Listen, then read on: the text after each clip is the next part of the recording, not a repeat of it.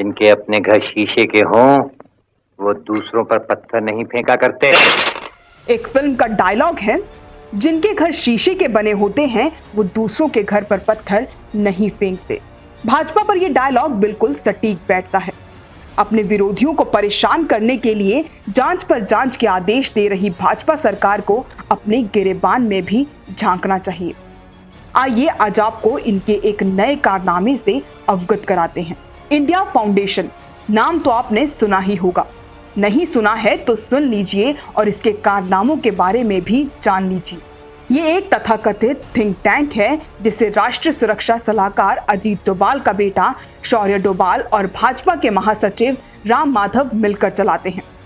कुछ साल पहले आई एक रिपोर्ट से पता चला था कि इसमें निर्मला सीतारमण समेत भाजपा के 4 बड़े मंत्री डायरेक्टर थे। 2014 से पहले तक ये महज एक ऐसा संगठन था जो कुछ मुद्दों पर ग्राफिक्स बनाता था, लेकिन भाजपा के सत्ता में आने के बाद इसकी गतिविधियों में तेजी आई और इसकी सीधी पहुंच सत्ता के गलियारों तक हो गई।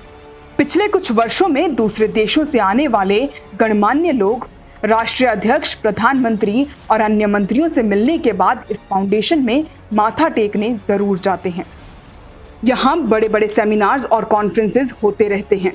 सरकारें जिनसे रक्षा सौदा करती हैं वे कंपनियां इस फाउंडेशन के लोगों के संपर्क में रहती हैं। दूसरी बात गौर करने वाली ये भी है कि शौर्य डोभाल इस फाउंडेशन को चलाने के अलावा जिमिनी फाइनेंशियल सर्विसेज के नाम से एक कंपनी भी चलाते हैं। इसका खेल चलता कैसे है जानने के लिए ये वीडियो देख लीजिए। किस तरह इंडिया फाउंडेशन एक ऐसा फोरम बन गया है पिछले 3 साल में। इससे पहले आप उसको देखिए, कुछ नहीं होता था वहाँ पे, ज़्यादा कुछ। अब सारी जो बड़ी बड़ी policies, make in India, defence purchase strategy और हर किस्म की economic policy, foreign policy strategies, बड़े बड़े हेड्स ऑफ स्टेट आके मोदी जी से मिलते हैं, फिर वो इंडिया फाउंडेशन जाते हैं। मगर तो इसमें समस्या क्या है? नहीं, आप इसको फिर भी जस्टिफाई कर सकते हो, मतलब मैं मान के चलता हूँ कि चलो, मगर इसमें सबसे बड़ा कॉन्फ्लिक्ट ऑफ इंटरेस्ट क्या है मैं आपको बताता हूँ। इसमें जो चला रहे हैं, जो शौर्य डोभाल, NSA जो national security adviser Ajit Doval के बेटे, उनके अंदर ही एक कॉन्फ्लिक्ट ऑफ इंटरेस्ट है, क्योंकि वो केवल अगर ये चला रहे होते तो फिर भी आप कुछ हद तक मान लेते, चलो ये इनके लिए कर रहा है। मगर वही आदमी अगर एक जेमिनी फाइनेंशियल्स, जो कि एक ग्लोबल फाइनेंशियल और इन्वेस्टिंग कंपनी है, जहाँ पे एक सऊदी प्रिंस एक पार्टनर है, वहाँ पे एक और पार्टनर है जो जिनका एंटीसीडेंट अभी हम उसकी खोज कर रहे हैं, स्वाति लिखने वाली है उसके बारे में।